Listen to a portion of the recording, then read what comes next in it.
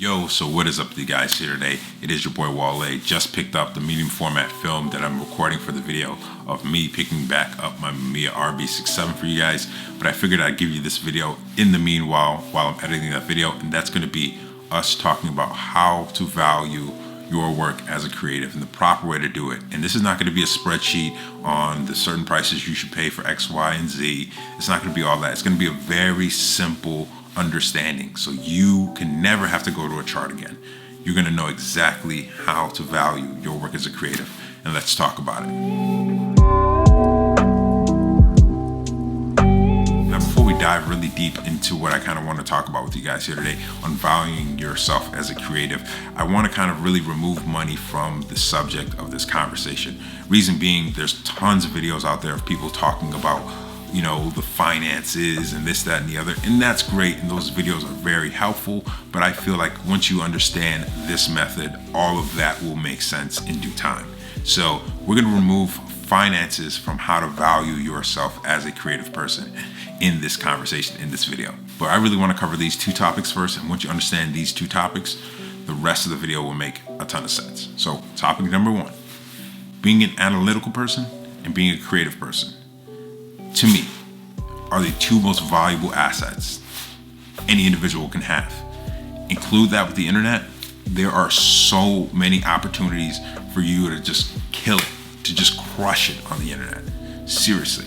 And this is something that it took me so long to realize, is that what you do as a creative, the medium that you choose as a creative, is not the creativity itself. I love to take photos. I love to make videos with you guys. I love to do all these things, but that isn't in essence my version of creativity. I love to be creative in interacting with people. And with that, I love to do photography. And with that, I love to do videography. And with that, I love to interact with others. Though that is the core of my creativity, but the medium that I choose can be in multitudes, in bundles, in masses, right?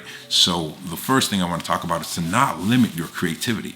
I used to say, I am only a photographer. I can't wait to do X, Y, Z as a photographer.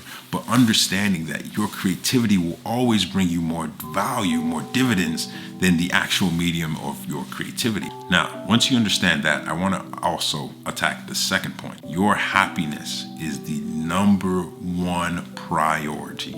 For me, happiness is the only thing that ranks everything that I do.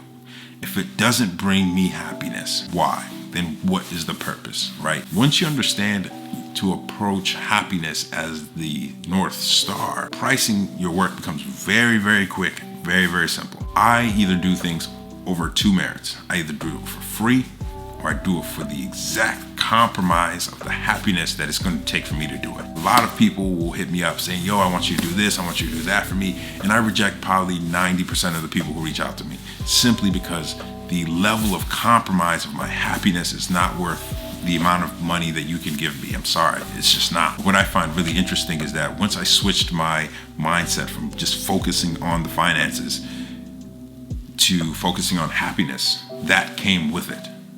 The finances came with the shift.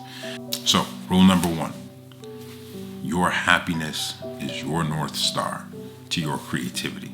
Rule number two, identify your creativity, not your medium of creativity. Now, the reason I say happiness is the key is because I love making these videos. I love taking photos. That makes me happy. Now, anything that removes me from naturally doing my creative thing, which is making these videos or taking photos or whatever, there needs to be a compensation for that existence. That is the ultimate understanding of how to price your work. And how do you understand what the compromise is? You do it for free. Yeah, you do it for free, and once you compromise your happiness, you know what the value is at that point. And every time you do it for that value and it doesn't reach here, you raise it higher. Just keep doing it until you understand where you can meet here the happiness with the compromise. That is the way that you should be pricing your work, and it's something that I've been doing, and it's been so much more helpful because I'm telling you, you taking work in thinking that that financial gain is going to help you, it's really going to hinder you creatively, and that's going to hinder your ability to put out more stuff, to do more things, and that's going to hinder your ability to then be reached by another potential client, and so on and so forth.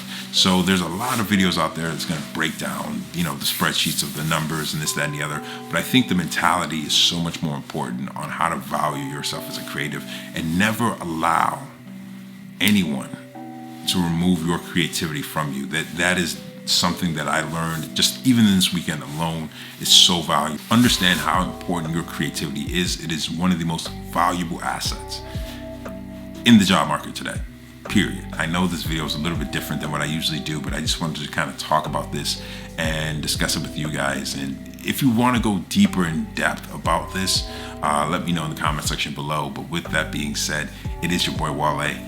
I will be making that Mamiya video coming soon. See you later. Peace.